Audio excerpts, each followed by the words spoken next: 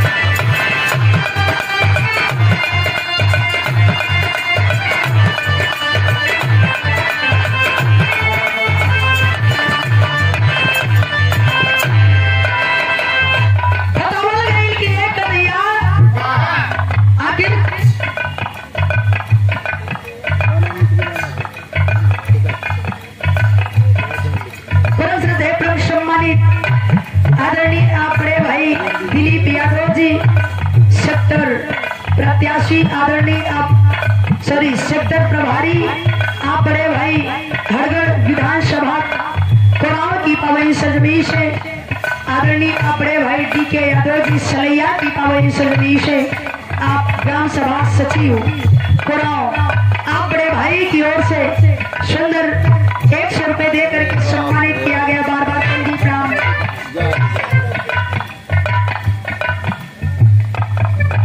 KD Yadav ji बतावा भैया सलैया की सरजमी से तो लोग अपने में मन लगाइले हुआ मैं भैया केडी कहा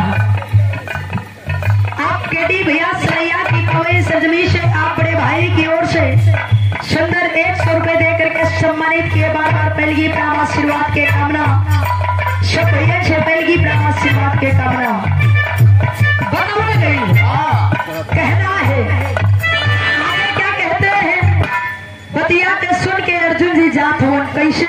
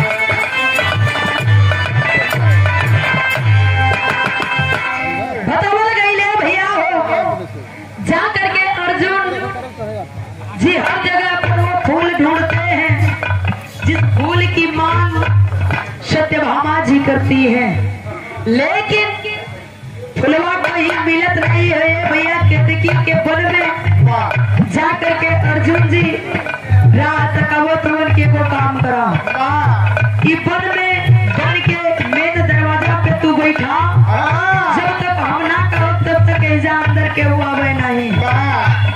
बतिया मान के केतकी वही बनवा में बगीचे में बैठ लिया। तब तक जाकर के अर्जुन जी बगिया के अंदर फूल तोड़त हो, और फूल तोड़े के कहे ये भैया फुलवा उचारे शुरू कर दिलन। और जैसे फूल उखाड़ के फेंक